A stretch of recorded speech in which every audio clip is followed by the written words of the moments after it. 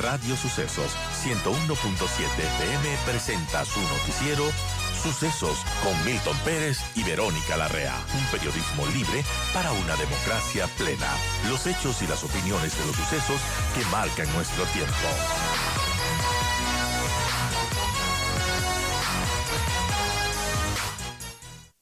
Son las 8:44. Saludamos a Alejandro Zavala, consultor en temas políticos. Alejandro, gracias por acompañarnos.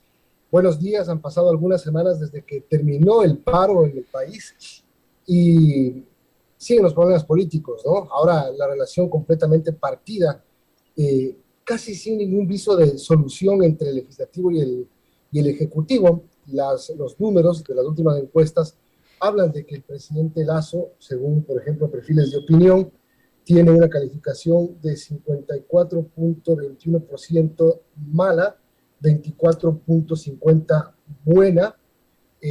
Esto dice perfiles de opinión. Tengo acá la encuesta de CEDATOS, que la voy a ver inmediatamente para que podamos empezar hablando un poco de eso, Alejandro. CEDATOS habla de que los principales problemas del país siguen siendo el económico, el de la delincuencia. Creen que el país va por mal camino, de 72%. Algo se ha recuperado la confianza en que las cosas puedan mejorar, pero 3 puntos desde mayo. En fin, no es buena la situación del país, no es buena la situación del presidente de la República y obviamente no es buena la situación de la Asamblea Nacional. Buenos días, Milton, Vero, un saludo cordial para ustedes, un abrazo grande para toda su audiencia. Sí, efectivamente, era evidente que después de un paro de 18 días iba a quedar muy debilitado no solo el gobierno, sino el sistema político en general del Ecuador. Fueron días muy complicados en donde la gran mayoría de los ecuatorianos estuvimos en la mitad, porque no estábamos ni del lado del gobierno ni del lado de la protesta, sino que estábamos encerrados en nuestras casas sin poder salir a producir, muchos teniendo que cerrar sus negocios, quebrando incluso sus negocios, otros atacados por vándalos, por terroristas. Entonces todo esto a la final al sistema político, que es el que decide, siempre le pasa una factura. Yo creería que hay 2 puntos ahí que son muy buenos para analizar. Me parece que yo, y gracias a la invitación cordial que ustedes me han hecho siempre, yo venía diciendo hace meses que la Asamblea lo que tiene es una agenda paralela, muy alejada de la agenda que reclama la ciudadanía, muy alejada. No hacen proyectos de inversión para generar empleo, no ayudan con los proyectos de seguridad, no tienen iniciativas, los pocos proyectos que llegan son del Ejecutivo, no aprueban las leyes adecuadas para este momento del país. Lo que hacen era evidentemente buscar cómo repartirse el poder, cómo llegar a estas instancias del poder, porque tienen metas posteriores a esto, eso es evidente. Vendrán los juicios, yo creo que la Asamblea se está encargando de hacerle un verdadero infierno al presidente en 5 sentidos. El primero es que van a empezar los juicios políticos y no le van a dar estabilidad a los ministros. Entonces ya se le complica al presidente, está teniendo que cambiar todo el tiempo de ministros. Es un primer escenario que va a ser complicado. Yo creo que un segundo escenario es lo que puede pasar con la conformación de las comisiones. Por ejemplo, ya se vio que prácticamente el presidente Correa les mandó una orden a la nueva mayoría diciendo que adecenten la comisión de fiscalización. ¿Qué quiere decir con esto? Que se vuelen a Villavicencio y a Ana Belén Cordero seguramente para tener control sobre esa comisión de fiscalización y poder tener procesos de impunidad adecuados. Un tercer infierno es lo que puede pasar de aquí en adelante con la estabilidad del propio presidente de la República. O sea, yo creería que también cuando tengan todo el poder en la Asamblea y empiecen a pasar todo lo que necesitan, puede empezarse a crear un ambiente como para verle si pueden seguir un juicio político al presidente, a pesar de que este está muy bien delineado por las causales y eso está previsto en la Constitución, pero sabemos que la Constitución, en el caso, por ejemplo, de Yesenia Guamaní, poco les importó y se pueden estar saltando. Entonces, yo creo que este escenario de la Asamblea va a ser muy complejo, muy hostil contra el presidente de la República y no le veo por dónde, porque yo creo que diálogo con la Asamblea, ¿por dónde? No, son cosas demasiado fuertes, como por ejemplo la ley de comunicación, Milton, es tremendo lo que hicieron. Se bajaron totalmente un proyecto de ley enviado por el Ejecutivo y presentaron otro como si es que los proponentes de ese proyecto fueran los asambleístas, y no es así. Lo cambiaron para hacerle al modelo y a la medida de las personas que ahora tienen este nuevo... ¿Por qué hicieron eso con la ley de comunicación, por ejemplo? Si saben que el presidente la va a vetar totalmente. fue un mensaje de aquí tenemos el poder, aquí estamos, cuidadito? Evidentemente, mira que ya el presidente tuvo que vetar totalmente una ley anterior y ahora vuelve a tener que vetar totalmente otra ley. Esto evidentemente lo que va a hacer es como configurar un escenario de presión para que después los asambleístas digan, miren, ahí está el presidente, nos veta absolutamente todo, nos pone todo absolutamente, nos niega absolutamente todo. Entonces, todo esto va a hacer que se haga una olla de presión sobre el primer mandatario y eso es lo que pretende la asamblea, esa es su línea. Ahora, tú dices repartirse el poder. Ya se lo repartieron, sin duda, falta más, quizás muchísimo más. Ya tienen las vicepresidencias, la mayoría tiene 80 votos aproximadamente, es decir, ¿qué les falta? ¿La presidencia? ¿No la tienen todavía? ¿Virgilio Saquicela no se da cuenta o es parte de lo que está ocurriendo? Bueno, yo creo que a Saquicela lo van a tener, a ver, esta nueva mayoría lo que va a hacer es probar el nivel de lealtad de Saquicela todo el tiempo. Entonces, mientras Saquicela no les signifique un obstáculo, un problema, Saquicela va a estar ahí. Pero medianamente se sale de la línea y sabe que el serrucho está ahí a su lado, en el asiento de al lado, en los dos asientos de al lado. Entonces, yo creo que esa medida de lealtad a la nueva mayoría es la que va a primar. Y entonces Saquicela va a estar un poco amarrado de las manos, aunque también tiene su propia agenda. Y lo que va a pasar efectivamente es que apenas se salga de la línea, van a operar y va a volver a salir el presidente de la Asamblea. ¿Y cómo contrarresta esto el gobierno? Porque lo que hizo desde que Francisco Jiménez fue designado ministro es seguir perdiendo votos en la Asamblea. Ahora tienen menos que antes y no les sirve para nada. Bueno, yo creo que tiene, en mi caso, en mi análisis, tiene 3 salidas del gobierno y nada más que 3. La primera, que debería ser la que es más compleja, digamos, que es empoderarse con el poder ciudadano, o sea, darle la lógica de primero los ciudadanos y después la política. Pero con esos puntos de apoyo que tiene el presidente, sí, ¿a dónde? Por eso decía que era lo más complejo, pero lo que pasa es que en teoría cuando el presidente, si tiene una nueva agenda después del paro, como parece que tiene el ministro Arosemena, por ejemplo, y otros ministros que van a tratar, el ministro Herrera en transporte, que van a tratar de darle empleo a la gente, inversión pública, no ser tan fiscalistas como el ministro Cueva tal vez, y va a reactivarse un poco este tema, más lo que puedan hacer en el tema de seguridad, que es la preocupación más grande, pueden tratar de empezar a recomponer ese colchón de confianza que necesitan con la ciudadanía, necesitan que la ciudadanía empiece a confiar, y ese colchón de confianza se crea solo con acciones, Milton, no con discursos, no con palabras, no con comunicación siquiera, son acciones coherentes, sostenidas en el tiempo, lo que van a hacer que vuelvan a confiar. Pero si no resulta eso, porque además es un proceso un poco más largo, no es de la noche a la mañana, tienen la misma Constitución 2 recursos más que pueda utilizar. El primero es evidentemente la disolución de la Asamblea, aunque ese es el más arriesgado porque después se convoca a elecciones generales, pero tiene el recurso ahí, está en la mano la disolución de la Asamblea. Y de hecho el recurso está redactado y firmado, solo tienen que presentarlo en ventanilla y la Asamblea se va a su casa.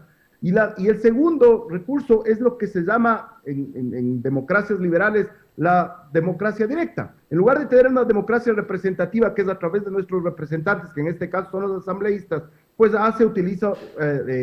utiliza la democracia directa, que es a través de una consulta popular, en donde puede presentar varias reformas, en donde además yo creería que él solo tendría que convocar para que después dejara un grupo amplio de ciudadanos, de personajes, de líderes de opinión, dejarle que ellos sean los que hagan la campaña por la consulta y alejarse del gobierno para no contaminar, si usted quiere, si se puede utilizar ese término, con el tema político.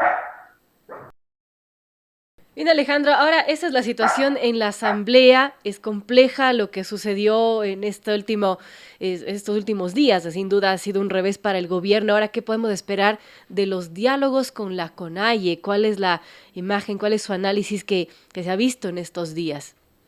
Bueno, yo lo primero es que yo dije hace una semana o 2 que lo mejor que podía hacer el presidente es que darse cuenta primero que evidentemente la CONAIE hace rato no es dirigencia indígena, porque si es que la CONAIE fuera dirigencia indígena, me podría decir un proyecto que ha logrado en favor de su gente, en favor de sus bases, no ha logrado nada. Eso es lo que se han convertido en un actor político. Tanto Leonidas Issa como la CONAIE son actores políticos. Miren el papel de Lourdes Tibán. O sea, es una actora política, eso es lo que ella ha hecho para hacer plataforma para la prefectura de Cotopaxi. Y miren lo que está haciendo Leonidas Issa, es pura actor político.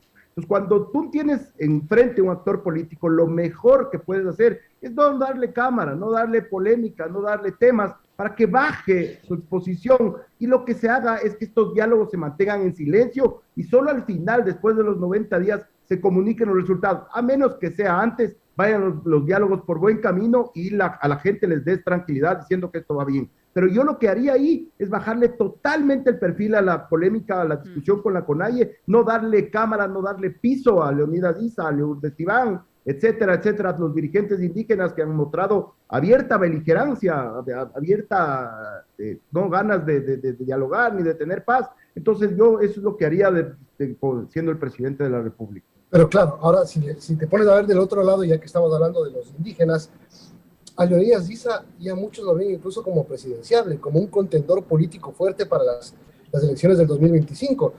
Issa finalmente consigue 2 veces doblar una decisión del gobierno. La primera totalmente a Lenín Moreno y esta parcialmente a Guillermo Lasso. Entonces, cuando sale Issa por el sur de Quito y le aplauden como que fuera un rockstar, ya me costó muelas esa palabra cuando le dije a Marcela Guiñaga, pero fue así, es porque la gente de alguna manera veía en él una persona que consiguió algo. En verdad, lo que pasa es que y ahí sí, muchas veces la gente dice que no es necesario la comunicación, que es una cuestión más bien de gestión, pero ahí yo podría decir una cosa en contra. ¿Cómo puede ser posible que durante 3 años la gente, la gran mayoría de la población no entiende el tema de los subsidios de los combustibles? Es impresionante. Es mucho más fácil, la CONAIE ha tenido muchísimo mejores resultados diciendo sube la gasolina, sube todo. Entonces, con ese mensaje tan simple han logrado posicionar estas victorias de Leonidas Issa, porque además nadie dice después que después baja la gasolina y no baja nada, o sea, eso tampoco se dice, porque no les conviene, pero ahí en la comunicación desde hace 3 años debían procurar hacerle entender a la gente que esto no es un logro, o sea, no significa un logro para nada, porque no han tenido, digamos, los proyectos necesarios los indígenas de salud, de educación, de desnutrición crónica infantil, que eso es lo que realmente importa y no el precio de la gasolina. Por lo que debieran venir a pelear en Quito, ¿no? Mira, ahí también hay una falla de comunicación, 3 años para posicionar ese mensaje y no han podido. Lo mismo pasó con el tema de cuadrar las cuentas fiscales. Pues Milton, tú el primer año, si dices, el primer año, ¿qué voy a hacer, presidente de la República? El presidente dice, vamos a poner en orden la casa, vamos a cuadrar las cuentas, vamos a dejar de tomar deuda cara, vamos a dejar de tomar cuenta de deuda china y vamos a cambiar las negociaciones y etcétera. Entonces tú como asesor de comunicación, como secretario de comunicación, lo primero que haces es diseñar una estrategia para que todos tus cañones de comunicación vayan a que la gente entienda por qué es necesario cuadrar las cuentas, por qué es necesario ya no endeudarse, por qué es necesario no tomar estas deudas churqueras y caras que después te pasa factura. Entonces eso a veces dicen que es falta de gestión, pero a veces también hay mucha falta de comunicación que no se ve definitivamente en el gobierno. No te sirve de mucho si es que arreglando la casa desordenas al barrio, ¿no? Ahora, ¿qué has visto tú en comunicación en las últimas semanas desde que Leonardo Pipo Lasso está de ministro de Comunicación? Bueno, en verdad, un cambio profundo de estilo no se ha visto. No hemos visto un cambio. Yo, por ejemplo, decía que si es que tú quieres después del paro del 2019 hacer un reseteo total y darle una nueva aire al gobierno, lo primero que tienes que hacer es hacer una investigación profunda y detallada de qué valores le pueden todavía sobrar al gobierno, qué atributos le pueden todavía sobrar al gobierno. Tal vez honestidad, tal vez algunas de estas cosas, eso sale de una investigación. Y en ese momento, con esa investigación, tú creas lo que se llama un mito de gobierno. Y de ahí diriges toda la estrategia de comunicación a que la gente crea que es ese mito el que está gobernando el país, que sepa hacia dónde va el país. Entonces yo lo que creería es que debe ser que Pipo está trabajando en esto, me parece que es lo ideal. Cambiar, yo creería que lo del Ecuador del encuentro ya no funciona, creo que se debería buscar algo nuevo, una nueva idea, un nuevo plan para el futuro, para que la gente realmente piense que este es un gobierno que va hacia algún lado y este país va hacia algún lado. Esa es la mayor virtud que tiene una estrategia de comunicación. Ahora, Alejandro, bueno, vimos el mito, no sé si de la vacunación, pero quizás no es suficiente. ¿Hay algún valor que explotar en este gobierno positivo para que, bueno, la gente reconozca los logros que ha tenido, si es que los ha tenido?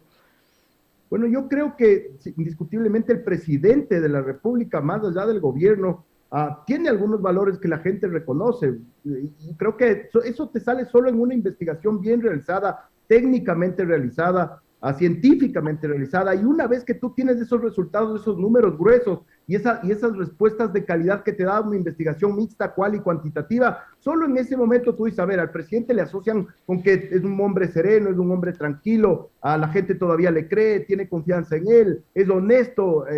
De hecho, el último caso de corrupción que saltó ha sido denunciado por la misma SENAE. O sea, no sé, pero esas cosas te salen en la investigación. Y una vez que te salen esas cosas en la investigación, pues tú empiezas a diseñar estrategias de comunicación 360 grados. O sea, comunicas por medios tradicionales, comunicas por medios no tradicionales, redes sociales. O sea, ahora los comunicadores no tenemos ninguna posibilidad de hacer un trabajo mediocre. Tenemos tantas herramientas, tantas posibilidades de comunicación que no podemos dejar de hacer un buen trabajo. O sea, es cuestión de hacer piezas diseñadas, mensajes diseñados, herramientas diseñadas para cada público y llegar a los 360 grados. Cada persona del Ecuador tiene que tener el mensaje de comunicación. Yo decía algún rato con una persona cercana al gobierno, no tenemos que tener un estado de propaganda asfixiante como teníamos antes, que fue un desastre porque nos anulaba prácticamente la crítica. Pero tampoco tenemos que estar en el otro lado de prácticamente no salir. Entonces, buscar un punto medio ahí, diseñar unas buenas estrategias, diseñar unos buenos segmentos y a cada uno de ellos darle comunicación constante para que la gente crea definitivamente en el gobierno y recupere la fe y la confianza,